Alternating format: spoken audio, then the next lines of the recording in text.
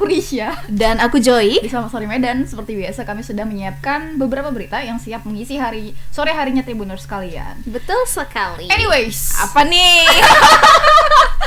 Joy Silvana, how's your day? Oh ternyata nih Itu yang mau pertanyaanku. ditanyakan. Jadi Tribuners tadi si Risha udah bilang ada pertanyaan yang harus kamu jawab. Iya. Ya hari Aku ini dijawab? hari ini sedikit buruk. Oh iya, nampak dari emosinya ya Tribuners Ya ya. menggebu-gebu. Hari ini Joy nggak kuning. Biasanya itu Joy itu kuning. Oh jadi Berbeda. Hari ini agak coklat dia. Abu-abu tua. Soalnya ada yang live tiba-tiba. Loh. Out of topic. Terus gimana lagi hari ini? Ngeselin kali. Oh ya. Apa yang Main bisa? ML kalah terus siapa ayo? Oh, Siapa lagi kalau bukan main game lagi kalah Cipai. ya Tribuners. Oke Tribuners, kita langsung aja ke Aku berita. nggak tanya. Oh Risha, how's your day? Gini dong, jangan oh ya, Gen Z. Yes. How's your day hari ini? So far so good, panas, pol. Oh iya benar-benar Tadi panas aku sekali. lagi liputan keluar kan Tribuners. Mhm. Dan panas terik. Sebenarnya enggak terik yang panasnya tuh di Medan beberapa hari Tribuners. Enggak yang panas terik matahari cung gitu cahayanya, tapi tuh hawanya tuh panas gitu. Walaupun mataharinya enggak sepanas itu. Sepanas gitu. itu. Jadi ya itu aja sih keluhanku hari ini, panas dan semalam juga panas. Tadi agak panjang ya liputannya ya. Hari ini lumayan panjang Benar, ya. benar. Long day. Nah, buat Tribuners mungkin yang enggak Host dari Gen Medan. Z. Just ya guys, kita Gen Z dan kita bangga. Yes, Slebeo. benar. Buat Tribuners mungkin yang enggak di Medan ya, mungkin di mana ya? Samosir atau di mana gitu, gimana hari ini cuacanya, boleh komen di bawah. Oke. Nah, ini kita ke berita pertama. Tadi kayak ada yang tadi ya nanyain tentang Bobi Nasution. Tuh lagi viral ya belakang waktu ini. Nah, jadi tuh ada PSI. Abangmu ya, Dik? Nasution, Risha Nasution, Bobi Nasution. Jadi Partai Solidaritas Indonesia PSI menyambangi kantor Gerindra Medan nih Tribuners. Kunjungan itu terkait wacana koalisi kedua partai pada pemilihan wali kota Medan. Nah, kata Ketua DPC Gerindra itu tentunya agenda ini tuh silaturahmi dalam rangka syukuran karena memenangkan Prabowo Gibran di kota Medan. Yang kedua adalah silaturahmi menuju Pilkada Kota Medan. Wow, Pilkada Kota Medan. Nah, Ikhwan mengatakan PSI adalah partai yang tergabung dalam koalisi Indonesia Maju Kim ya saat di Pilpres lalu. Wakil Ketua DPRD Medan berharap PSI dan Gerindra dapat bersama-sama dalam memenangkan pemilihan wali kota Medan mendatang. PSI dan Gerindra dapat bersama-sama memenangkan pemilihan wali kota. Wow, siapa kira-kira yang diusung ya? Nah, lanjut Ikhwan, koalisi Gerindra dan PSI sebenarnya cukup untuk mengusung calon wali kota di Medan. Meskipun demikian, Gerindra masih terus membuka komunikasi dengan partai politik lainnya. Oke, kira-kira apa ya kelanjutan beritanya? Ini kita ada video. Kita saksikan dulu video yang berikut ini. Masih dirundingkan dengan ya. Berharap sekali dengan PSI karena PSI mampu ada 4 kursi ya, ada 4 kursi, Gerindra ada 6 kursi. Kita pas 20% untuk mengusung paslon sendiri. Tapi bukan hanya berharap PSI, tapi juga dengan partai-partai koalisi lain seperti itu. Dan sangat terbuka dengan partai koalisi lain. Boleh diceritakan dengan PSI. Bang boleh tambah. Kunjungan kita terkait komunikasi politik awal kita dengan salah satu partai yang memang berkoalisi dari DPP udah tim ya, koalisi Indonesia Maju, karena kita pun dari DPP diarahkan untuk merapat dan tetap memelihara koalisi itu sampai ke tingkat wilayah ataupun daerah. Jadi seperti yang dibilang ketua, selain silaturahmi juga untuk bersyukur karena kemenangan presiden kita dan wakil presiden kita juga ada beberapa komunikasi bagaimana nantinya PSI dan Gerindra terus bergandeng tangan dalam suatu koalisi untuk membangun Kota Medan ke depannya. Jadi kita berharap ada kader-kader dari Gerindra maupun PSI yang langsung kita usung untuk melanjutkan pembangunan yang sudah berlanjut di pemerintah. Oke Tribuners, berhubung reporter kita masih Belum apa ya, masih Oh, sudah terhubung. bersama reporter kita di lapangan, ada Bang Anugrah Wai. Selamat sore Bang Anugrah. Halo. Selamat sore Risa dan Joy. Iya, Bang Anugrah lagi bertugas juga ya Bang ya kayaknya ya. Lagi liputan nggak kan? Baru selesai. Oh, baru selesai. Oke. Bang Wai, boleh dijelasin nih terkait PSI yang menyambangi kantor Gerindra di Medan? Bagaimana pertemuannya Oke. pada saat itu Bang? Oke, silakan. Nah, baik Risa dan Joy, tadi memang ada pertemuan ya antara Partai Solidaritas Indonesia tadi mendatangi kantor DPC Gerindra Kota Medan. Nah, tadi sejumlah pengurus partai keduanya ini membahas mengenai dua hal. Yang pertama itu terkait pemenangan kedua partai ini yang terlibat dalam koalisi Indonesia Maju kemarin berhasil memenangkan pasangan Prabowo Gibran pada Pilpres kemarin, dan yang kedua adalah beranjak dari pengalaman kemarin, keduanya kemudian menjejaki komunikasi yang lebih intens agar keduanya bisa sama-sama nanti mendukung calon wakil atau wali kota di Pilkada Kota Medan nanti yang akan berlangsung tanggal 27 November 2024 gitu. Oke, Bang. Udah ada belum nama siapa sih Calon kandidat. iya yang diusung oleh PSI dan Gerindra ini? Nah baik, kalau kedua partai ini kan sedang melakukan apa ya, penjaringan bakal calon wali kota dan wakil wali kota di partainya masing-masing. Nah sejauh ini Gerindra memang sudah mendapatkan 14 nama ya yang sudah mendaftar di Gerindra sendiri, dan prosesnya ini masih berjalan.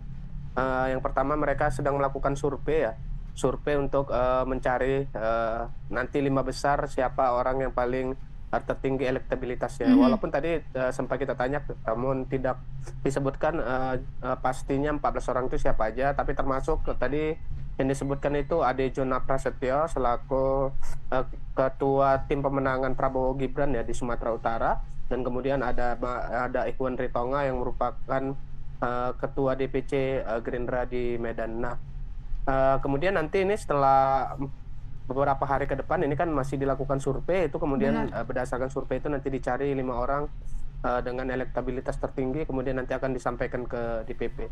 Nah, Baik. kemudian PSI juga yang sama ya.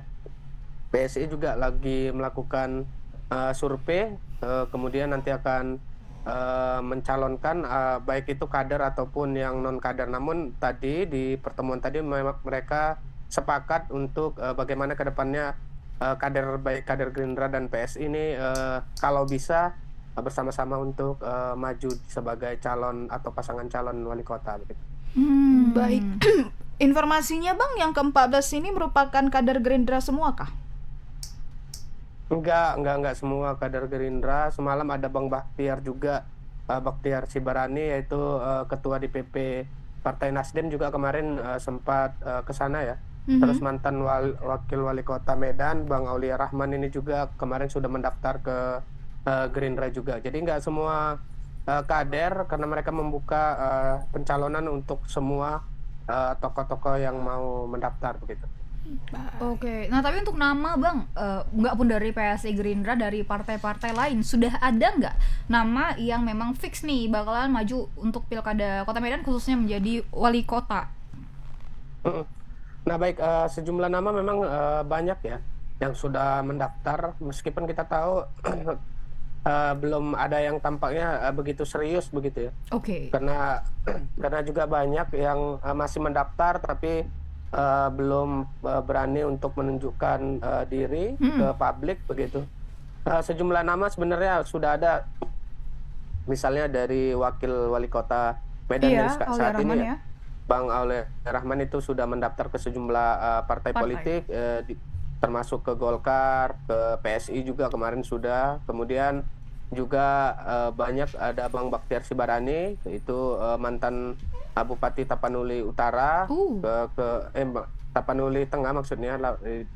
Kemudian juga mendaftar semalam ke Gerindra dan ke Nasdem begitu. Terus ada juga yang di luar dari pendaftaran, yaitu mereka yang mendapatkan surat tugas ya sebenarnya dari partai masing-masing, meskipun ini belum pasti seperti Ketua DPC Mhm. Gerindra sendiri, Bang Iwan Ritonga ini juga mendapatkan surat tugas sebenarnya. Tinggal menunggu keputusan partai, kemudian nanti mungkin akan maju begitu. Dan untuk Baik. di PDIP sendiri memang sejauh ini ada nama yang paling kuat itu adalah Ketua DPC PDIP Medan, Hasim ya.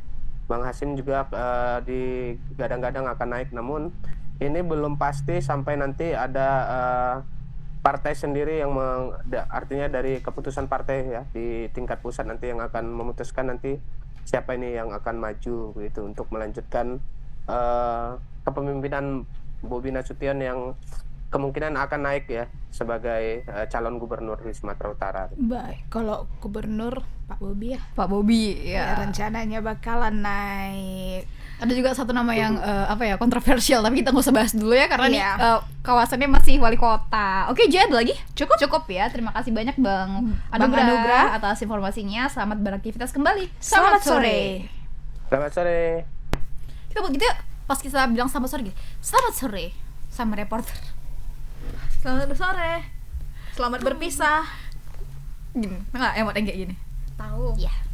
Kung Oke. Fu Fighting. Nah, itu dia ya di berita pertama itu mengenai hiruk pikuk pemilihan wali kota Medan yang pilkada ya, kita bentar lagi ya Tribuners ya. Berlangsung pada tanggal 27 November. November 2024. Gunakan hak suara sebaik-baiknya. Ya, ini kesempatan kita ya untuk beberapa tahun ke depan Benar. di kota Medan khususnya. Untuk menciptakan Medan yang lebih baik. Oke, di berita kedua ada apa tuh? Oke, boleh nggak ini aku bawa atau tidak? Bawa pulang. Iya, aku curi gitu. Oke, Tribuners, jadi di sini ya sayang-sayangku. Nah, jadi pihak Polres Tapanuli Utara hari ini, jadi kayak agak udah lanjut.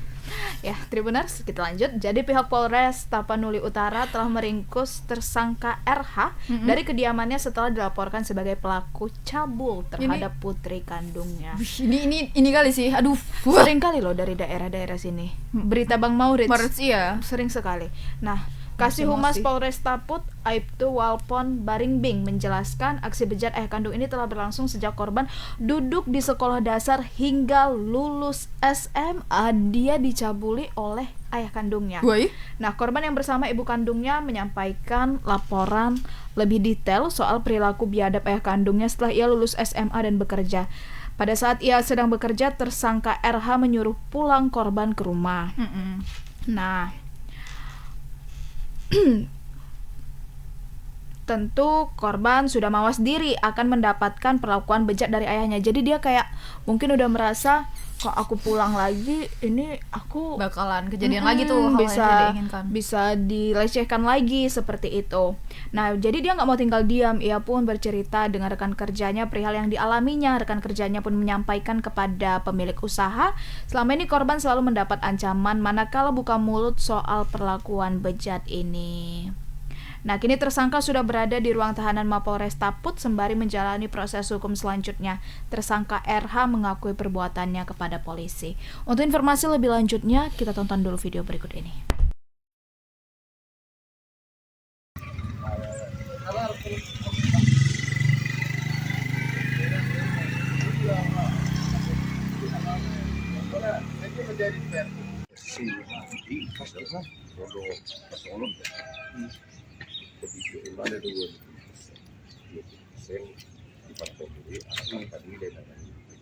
Terima kasih Polres Taput Utara telah menangkap salah seorang ayah yang tega melakukan persetubuhan terhadap putri kandungnya di Kabupaten Tapang Utara pada hari Sabtu tanggal 25 Mei 2024. Penangkapan tersangka RH usia 43 tahun ini atas dasar laporan dari korban ESH bersama ibunya di Polres Tapang Utara pada hari yang sama. Dalam laporan korban, yaitu ESH di Polres Tapang Utara menyebut bahwa ayah kandungnya telah melakukan persetubuhan terhadap dirinya mulai dari kelas 3 SD hingga sampai lulus SMA. Korban selama ini tidak berani melapor, di mana ayahnya sendiri melakukan pengancaman ketika melaporkan kejadian tersebut akan membunuh korban. Terungkapnya masalah ini di mana pada saat korban sedang bekerja di sebuah warung makan, sehingga dia dihubungi oleh ayahnya untuk pulang. Melihat hal itu, korban tidak sanggup lalu menceritakan kepada temannya.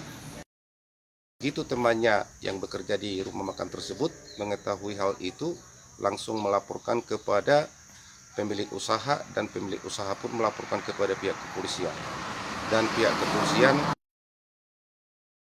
berupa penangkapan. Saat ini tersangka telah ditahan di Polresta Utara dan tersangka mengakui perbuatannya. Untuk proses selanjutnya, polisi tetap masih mengembangkan kejadian ini. Demikian yang bisa kami sampaikan. Terima kasih. Yups. Oke. Itu dia ya, pengakuannya ternyata sejak SD sampai SMA. Untuk informasi lebih lengkapnya kita telah terhubung dengan reporter Reporter kita.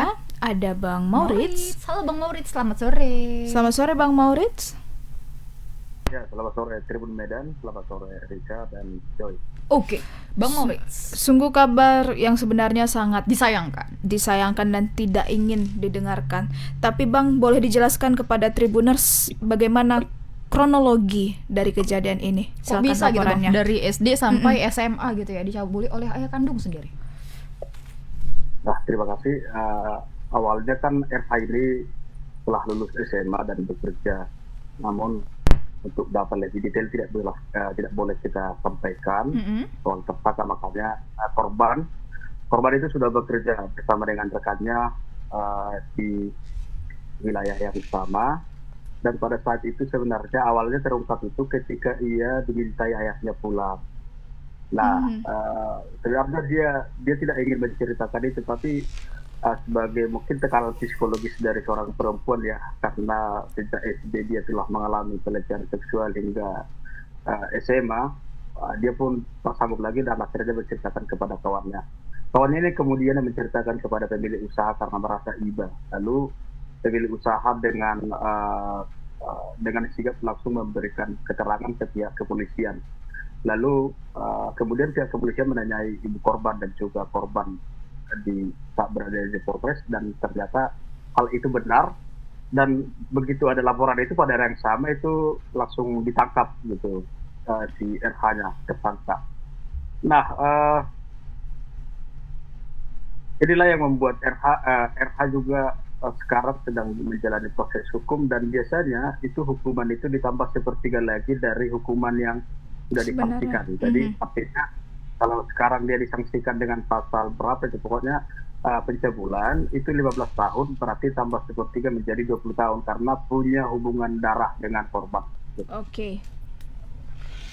Baik, nah ini kan sedari SD sampai dengan SMA gitu ya Bang. Apa yang membuat korban ini tidak bercerita kepada orang lain yang mungkin bisa melindunginya gitu? Apakah ada ancaman dari sang ayah? Ya benar, memang justru itu alasan si korban. Jadi ketika dia dicabuli ayahnya dan seakan-akan ingin melawan juga, dia mendapat ancaman, dan tentunya kan ancaman itu sangat serius yang bagi perempuan mungkin tidak sanggup untuk katakanlah menolak atau melawan begitu, sehingga sampai SMA seperti itu. Nah, beberapa kali juga kita coba konfirmasi pihak keluarga, ada beberapa hal yang disampaikan, tapi sebenarnya dia bilang kemarin itu off the record, jadi kita hargai dia sebagai narasumber kita. Oke. Tapi yang pasti pihak kepolisian sudah mengetahui apa saja yang dilakukan oleh tersangka kepada korban, dan pihak kepolisian juga berjanji akan menyampaikan itu untuk keterangan lebih lanjut nantinya, karena mereka masih mengembangkan kasus ini. Baik Bang, sejak kelas berapa nih korban dilecehkan oleh ayahnya?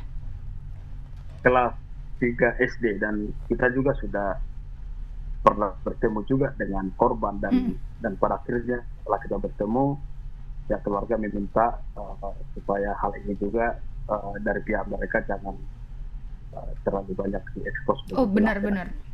Dari Hal kelas itu 3 SD. ya juga kita hargai sebagai narasumber, makanya kita perkuat dari pihak kepolisian begitu. Baik. Sekarang bagaimana keadaan korban, Bang?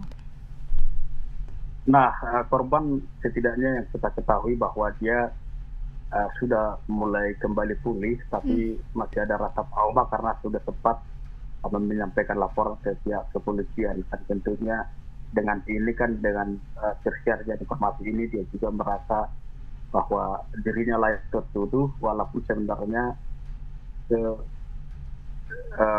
informasi tentang dia tidak pernah dia sampaikan. Gitu. Jadi ini juga sudah menjadi perbincangan di tengah masyarakat Tambun. Tapi walaupun orang tidak mengenal siapa korbannya, tapi setidaknya dia sebagai pribadi merasa psikonya, psikisnya Benar. Apakah ada pendampingan psikologi, Bang, yang diberikan oleh pihak kepolisian kepada korban? Pada umumnya itu wajib dari unit PPA ya. Jadi mereka bisa bekerja sama dengan Dinsos ataupun atau TND yang TND dan PPA yang menanganinya dari Pemkap begitu.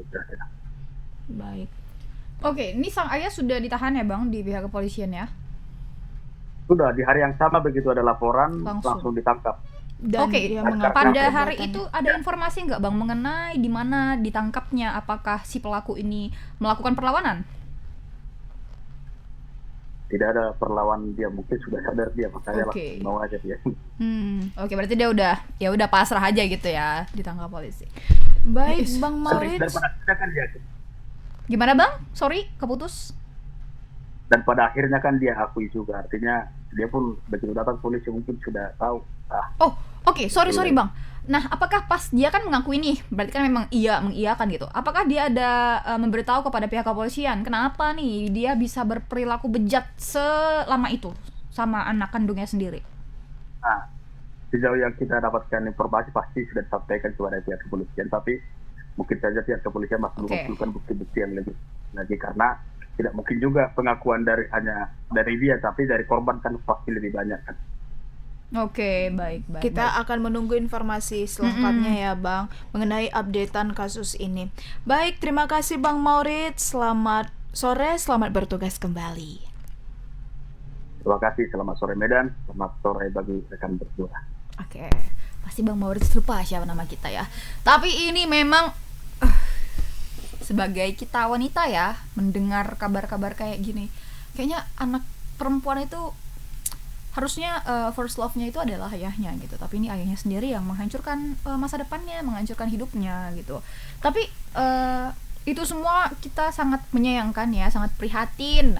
Nah, semoga juga untuk korban bisa kembali semangatnya, kembali untuk bisa melihat bahwa dunia dia masih panjang, dia masih bisa meraih impian-impian yang belum ia capai. Benar sekali. Dan untuk ayahnya juga semoga efek jera-jera yang mati-matian, efek menyesal yang sangat mendalam ya. Dan jangan adalah lagi yang kayak gini ya kan. Iya, jadi pelajaran buat orang-orang tua lainnya. Kayak apapun alasannya itu salah. Dah, kalau itu salah udah titik salah, jangan dibuat. Darah daging sendiri dari SD diperlakukan sangat bejat. Dan aku respect sama Bang Maurits yang dia begitu kalau menulis berita tentang pencabulan yang seperti ini sangat teliti. Benar. Dia tuh nggak pernah bocor mengenai, jangankan kasusnya ini, inisial, tempat. Bang Maurits ini sangat memperhatikan kode etik jurnalistik ya, Tribuners ya. Apresiasi buat Bang Maurits. Semoga dia masih ada di Zoom. Oke. Yap, itu dia ya Tribuners, hari ini 2 aja. Tapi it's okay ya.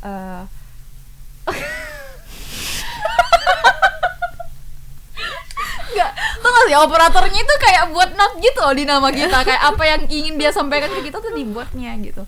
Oke, itu dia ya. Untuk informasi lebih lain kalian bisa lebih banyak. Kalian bisa ke portalnya Tribun Medan, ada di www.medan.tribunis.com atau bisa di media sosial kita di bawah ini yang ada centang birunya. Kalau mau dapat notifikasi bisa download aplikasi Tribun X.